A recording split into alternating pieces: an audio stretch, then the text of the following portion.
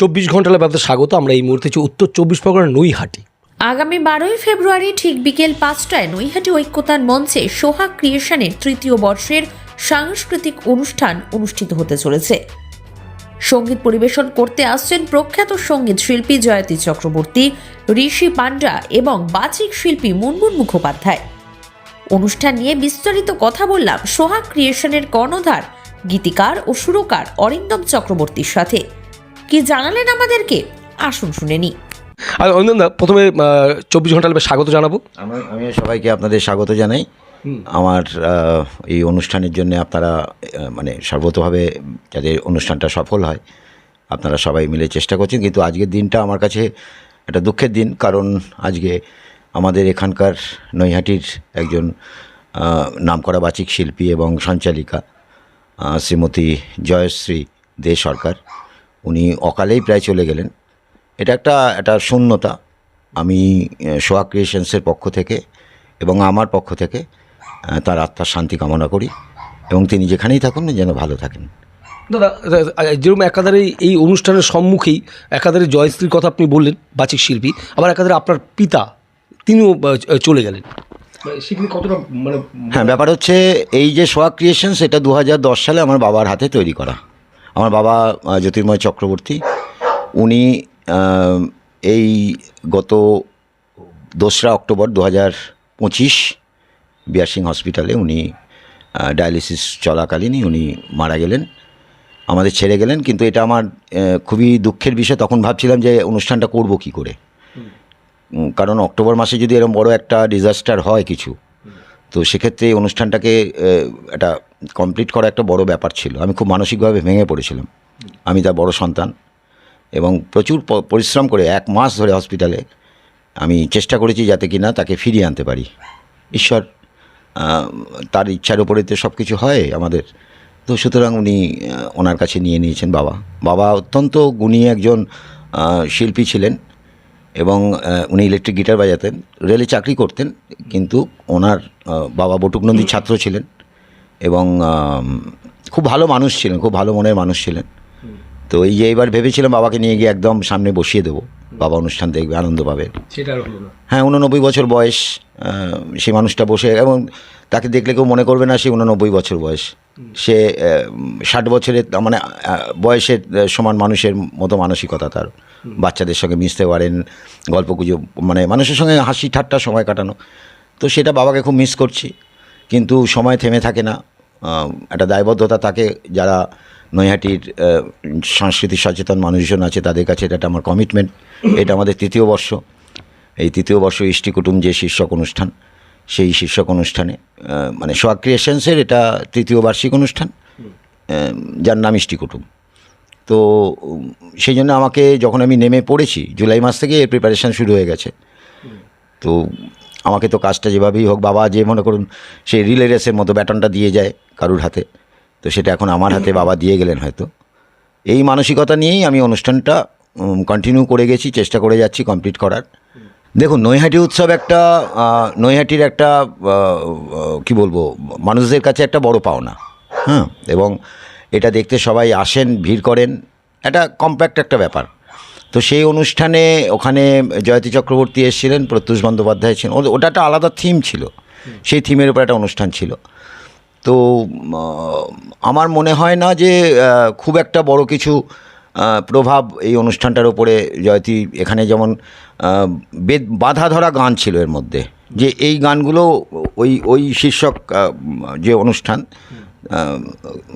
মানে ওটা রাগ প্রদান রবি ঠাকুরের যে গানগুলো আছে সেই গানের ওপর ছিল, যেখানে অনুরোধের গান সে গাইতে পারেনি। কিন্তু আমার এখানে যেটা হবে সেটা হচ্ছে একদম সব ধরনের গানও মন খুলে প্রাণ খুলে গাইতে পারবে, মানে দর্শকদের চাহিদা মতো, শ্রোতাদের চাহিদা মতো। সেই জিনিসটা আমাদের এই ইষ্টি কুটুম অনুষ্ঠানে জয়তীর কাছ থেকে দর্শকরা পাবে বা শ্রোতারা পাবে, এটা আমি আশা রাখি। এই ঋষি পান্ডা নামটা কিন্তু আপনার অত্যন্ত, মানে আমি যেহেতু এই জগৎটার সঙ্গে ওতপ্রোতভাবে জড়িত, ঋষি পান্ডা কিন্তু এখন যত মেল ভোকালিস্ট আছেন, যারা উঠছে, যারা উদীয়মান মানে ঋষি পান্ডা মোটামুটি এস্টাবলিশড হয়ে গেছেন। তো তার মধ্যে প্রথম কথা হচ্ছে ঋষি পান্ডা এই নৈহাটি বা সারাউন্ডিং এলাকায় কোনো অনুষ্ঠান করেনি।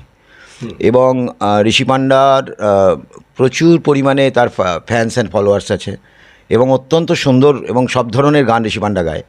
এবং ঋষি পান্ডার যে ও কলকাতায় বিভিন্ন অনুষ্ঠানগুলো সব এককই হয় ওর, মানে বড় বড়, এই তো কদিন আগে 4 দিন না উদীয়মান মানে ঋষি পান্ডা মোটামুটি এস্টাবলিশড হয়ে গেছেন। তো তার মধ্যে প্রথম কথা হচ্ছে ঋষি পান্ডা এই নৈহাটি বা সারাউন্ডিং এলাকায় কোনো অনুষ্ঠান করেনি এবং ঋষি পান্ডার প্রচুর পরিমাণে তার ফ্যান্স অ্যান্ড ফলোয়ার্স আছে এবং অত্যন্ত সুন্দর এবং সব ধরনের গান ঋষি পান্ডা গায়।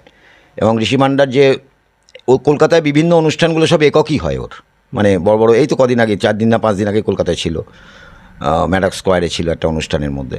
তো ভালো অনুষ্ঠান এবং সবচেয়ে বড় জিনিস যেটা, সেটা হচ্ছে বিদেশে ম্যাক্সিমাম অনুষ্ঠান করে বিদেশে। আচ্ছা। তো সেই জায়গায় দাঁড়িয়ে এবং আমিও যথেষ্টভাবে ওর ফ্যান, ওর ভয়েস দিয়ে।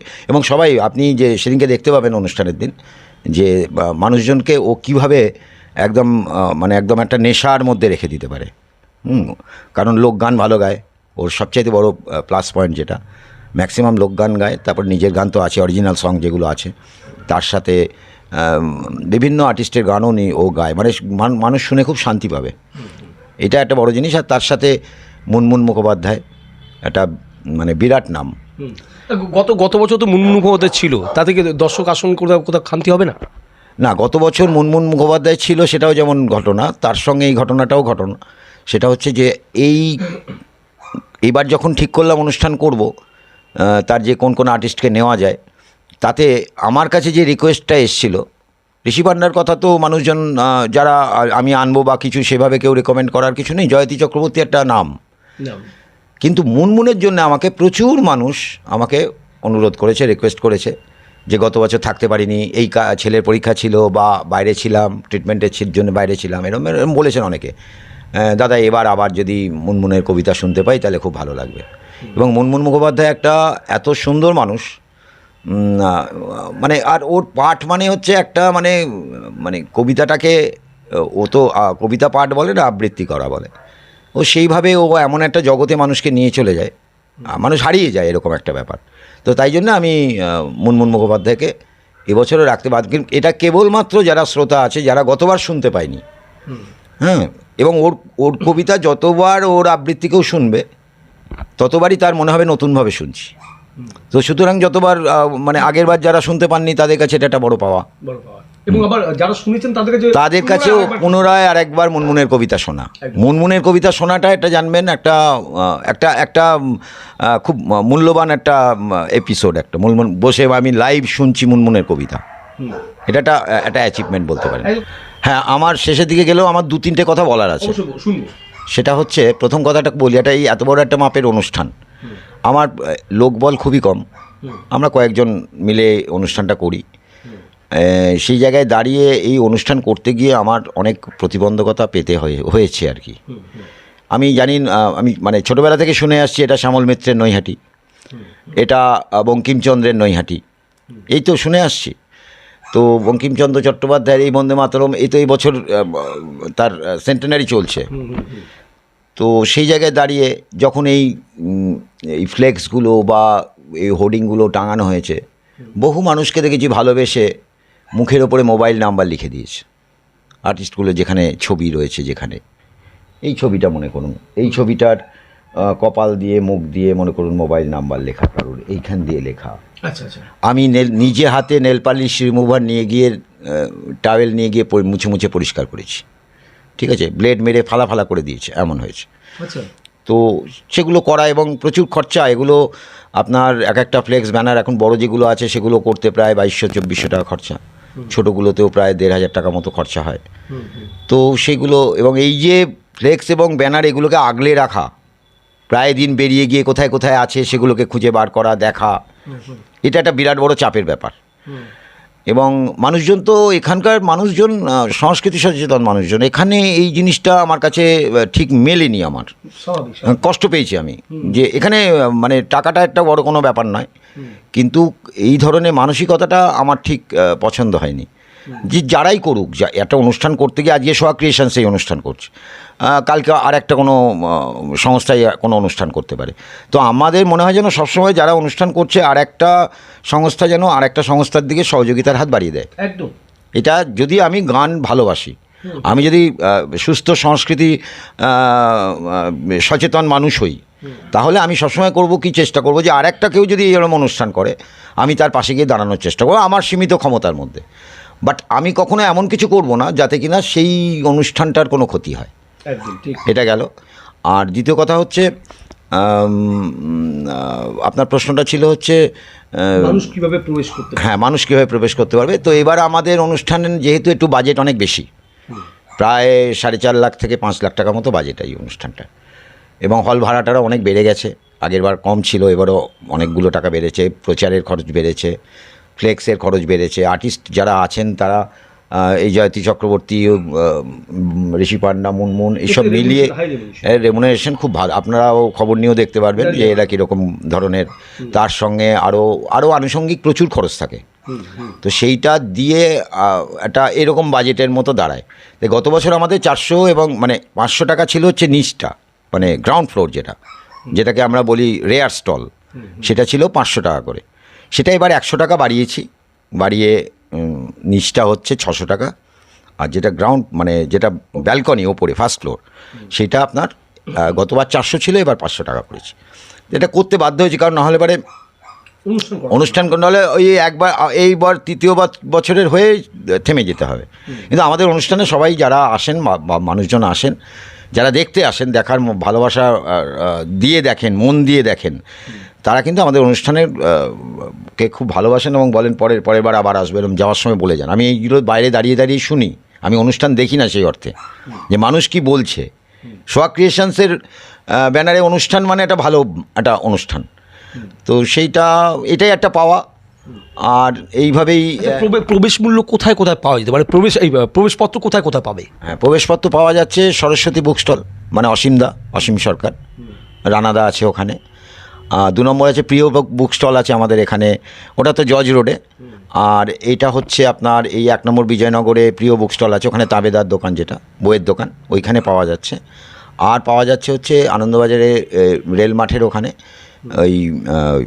ওটা হচ্ছে জয় টেলিকম, এই জয় টেলিকমে নিত্যগোপাল শাহ, ওর দোকানে পাওয়া। এই 3 জায়গাতে আমাদের প্রবেশ মানে আমন্ত্রণপত্র পাওয়া যাচ্ছে। আচ্ছা, আমন্ত্রণপত্র কি সেই দিনের দিন কি সাধারণ মানুষ পেতে পারে? হ্যাঁ, দিনও পেতে পারে, কারণ আমাদের ওই দিন প্রতিদিন, মানে গত বছরও তাই হয়েছে, তার আগের বছরও তাই ছিল। আমরা ওই হলের ওখানে সকাল থেকেই আমাদের ওই যেটা টোটো গাড়ি থাকে, যাতে করে আমাদের প্রচার হয়, প্রচার চলছেই আমাদের, অনেকের কানে যাচ্ছেই আমাদের প্রচার। তো ওইখানে ওই টোটো গাড়িটা সেদিনকে আর ঘোরে না, ওই হলের সামনেই দাঁড়িয়ে থাকে গেটের পাশে, এবং সেখান থেকেই আমরা টিকিট বিক্রি হয়। আর সেকেন্ড ধাপের দিকে 2 বা 3টের সময় থেকে আমরা তখন ওই হলের ভেতরে, ওই হলের বাইরেটায়, মানে এটার মধ্যে প্রবেশ করে গেট দিয়ে, হ্যাঁ, যখনই হলের ইয়েতে চলে গেলেন, হলে প্রবেশ করার আগে ওই জায়গাটায় চেয়ার টেবিল দিয়ে ওইখানে টিকিট পাওয়া যাবে, ওখানে পাওয়া যাবে। আরও একটা আমার এই কাজ করতে গিয়ে যেটা আমার মনে হয়েছে, সেটাও খুব একটা ভাইটাল জিনিস, যে ব্যানারের বা ফ্লেক্সের যা এমনিতেও ড্যামেজ হওয়ার তা তো করা হয়। আর একটা জিনিস করা হয় কি, সেটা হচ্ছে একটা ব্যানারের ওপর দিয়ে আরেকটা ব্যানারকে বসিয়ে দেওয়া হয়। ঠিক আছে, আমরা কখনো এই কাজ করতে যাই না, আমরা করতে গেলেই ভাবো না এই মানুষটার অনুষ্ঠান আছে, এর উপর দিয়ে ব্যানারটা দিয়ে দেবো, বেচারি তো করে ওটা টাঙিয়েছে, খরচা করাটা ছেড়ে দিলাম, কিন্তু সেটা একটা আশা নিয়ে টাঙিয়েছে। এই কাজ আমরা করতে পারি না, আমাদের সোয়া ক্রিয়েশনস করতে পারে না। আমরা শুধু এই গান বাজনা ভালোবাসি বলে এটা করছি তা নয়, আমাদের অন্যান্য সামাজিক আরও কাজকর্ম রয়েছে। এবারও ইচ্ছা আছে যে আমার বাবা, যিনি জ্যোতির্ময় চক্রবর্তী, ওনার নামে আমরা অন্তত 6 থেকে 7 জন এরম উদীয়মান শিল্পী, প্রতিশ্রুতিমান শিল্পী, যারা হয়তো সুযোগ পেলে আজকে বহুদূর পৌঁছে যেতে পারত, তাদের উৎসাহ দেওয়ার জন্যে তাদেরকে আমরা আমাদের সোয়া ক্রিয়েশনসের তরফ থেকে সামান্যভাবে তাদের সম্মানিত করব, এটা ইচ্ছা আছে আমাদের। হ্যাঁ, আমি কথা প্রসঙ্গে একটা জিনিস বলতে ভুলে গেছি আর কি, সেটা হচ্ছে যে আমরা অত্যন্ত আনন্দিত যে আমাদের এইবারের যে অনুষ্ঠান ইষ্টিকুটুম সোয়া ক্রিয়েশনসের 3য় বার্ষিক সান্ধ্য সাংস্কৃতিক অনুষ্ঠান, সেখানে আমরা আমাদের মধ্যে লীনা ভৌমিককে পেয়েছি, গতবারও উনি আমাদের সাথে ছিলেন সঞ্চালিকা হিসাবে। আর নতুন ভৌমিক উনি এবছর আমাদের, যেহেতু সলিল চৌধুরীর জন্মশতবার্ষিকী, তো সেই অর্থে উনি সলিল চৌধুরী রেট্রো এই শীর্ষক কয়েকটা গান আমাদের ওখানে উনি শোনাবেন। এটা অত্যন্ত আমাদের আনন্দের বিষয় এবং এটা আমাদের একটা গৌরবের বিষয় যে উনি আমাদের মাঝে আসবেন এবং গান শোনাবেন। এবং আর ওই যেটা আমার যে মানে একটা বেদনার একটা জায়গা রয়েছে, যে কথাটা বলছিলাম আমি, যে এই মানে সবার কাছে আমার একটা অনুরোধ, এটা যেটা আপনি বললেন যে সবাই আমরা তো চেষ্টা করছি সব দিক থেকে যে যেন সবাই মানে যার ইয়ের মধ্যে সাধ্যের মধ্যে ব্যাপারটা রাখা যায়, থাকবে আর কি, তারা যেন আমাদের এই অনুষ্ঠানে আসেন। এটা আমি মানে ফ্রি করে করতে পারছি না, কারণ এতটা আর্থিক দায়ভার বহন করা তাহলে থেমে যেতে হবে একবার করি। এটা 3য় বর্ষে পা দিলাম এইভাবেই। সবাই একটু সহযোগিতা সবার কাছ থেকে আশা করব, পাশে থাকবেন সবাই, ভালোবাসবেন অনুষ্ঠানটাকে। এটা একটা অন্য রুচির অনুষ্ঠান, সব ধরনের গান। আশা করি যারা অনুষ্ঠান শেষে হল থেকে বেরোবেন তারা একটা খুব মানসিক শান্তি নিয়ে বাড়ি যাবেন, একগাল হাসি এবং একটা মানসিক শান্তি, একটা তৃপ্তি। হ্যাঁ, এই তৃপ্তিটা নিয়ে বাড়ি যাওয়াটা, এটা আমার মনে হয় এখন অনেক অনুষ্ঠানেই সেটা হয় না, আমার অভিজ্ঞতা যা বলে। তো খুব সুন্দর যে আর্টিস্টের যে ইয়ে রয়েছে, শিডিউল রয়েছে, সেই শিডিউলের মধ্যে আরও এই যে বললাম নতুন ভূমিকেও পেলাম, উনিও গাইবেন, মানে পরপর একদম মানে সুন্দর। এবং যারা প্রতিশ্রুতিমান শিল্পী রয়েছেন, উদীয়মান শিল্পী রয়েছেন, তাদেরকেও আমরা একটা সংবর্ধনা দিয়ে তাদেরকে আমরা আরও ভবিষ্যতে এগিয়ে যাওয়ার জন্য আমরা ইয়ে করব, হ্যাঁ, উৎসাহিত করব। আমি আরও একটু অ্যাড্রেসটা আপনাদের বলে দিই। নৈহাটি ঐকতান মঞ্চ, আগামী 12ই ফেব্রুয়ারি ঠিক বিকেল 5টায়। অবশ্যই কিন্তু ভুলবেন না, নৈহাটি ঐকতান মঞ্চ 12ই ফেব্রুয়ারি বিকেল 5টায় আপনাদের সঙ্গে আমাদের দেখা হচ্ছে। আবার অনেক কথা হবে, অনেক গান হবে, অনেক মজা হবে। আর 24 ঘন্টা লাইভ চেষ্টা করবো আপনাদের কাছে সমস্ত খবরটাকে পৌঁছে দেওয়ার। আপাতত ক্যামেরা পার্সনের সঙ্গে আমি সুমন আচার্য, দেখছেন 24 ঘন্টা লাইভ। কি রে তোদের হলো?